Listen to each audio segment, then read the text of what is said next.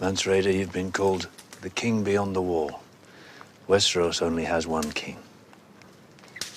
Kneel and live. This was my home for many years. I wish you good fortune in the wars to come.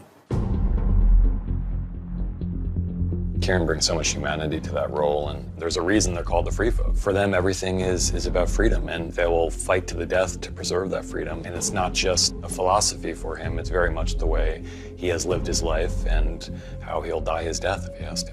Mance has this thing about his whole sense of dignity. It's about the non-betrayal and the belief.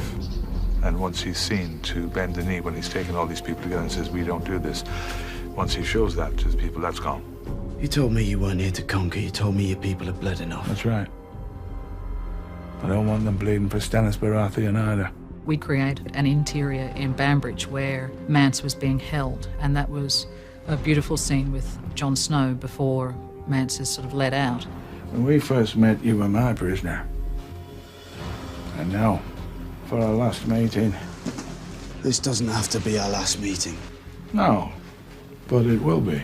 I have this incredible scene between Mance and Jon Snow. It's a small scene, it's two guys in a room, but it's compelling. There is mutual respect, yet they cannot find any common ground to avoid the inevitable. How will they do it? Beheading? Hanging? They'll burn you alive. Bad way to go.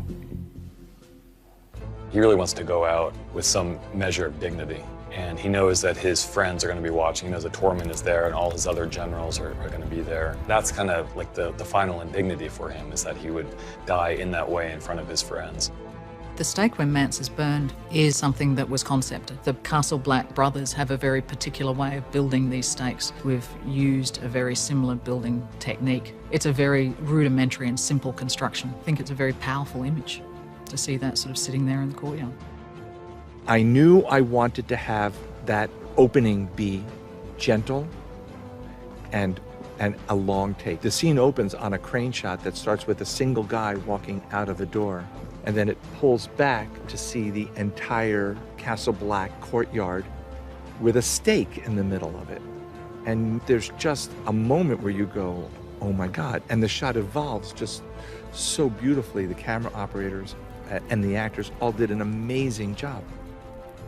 The big special effects issue there was the fire that happens, because we're constantly setting fire, constantly extinguishing it. Just a big turnaround. We burn him at the stake by stacking up the flames and the camera and Kieran. We create the illusion he's on fire. The idea of trying to shoot that last scene, it's kind of complicated, because how much writhing in agony do you portray? How much fear do you allow to be shown? So I was very dependent on Michael directing. You're not connecting with another character, an actor, where you're looking in their eyes, you're listening to them, you're going with them, you're on your own.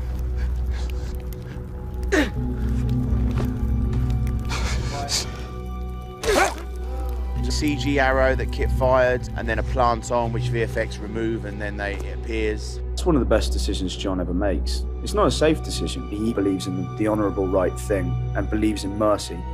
Every once in a while, these scenes come up, Mance's death scene being one of them, where you get a much larger collection of main characters together than you normally do on this show. Mance's death was one where you got to set that day and you realized that there are all these people that you know and love, and they're all actually there.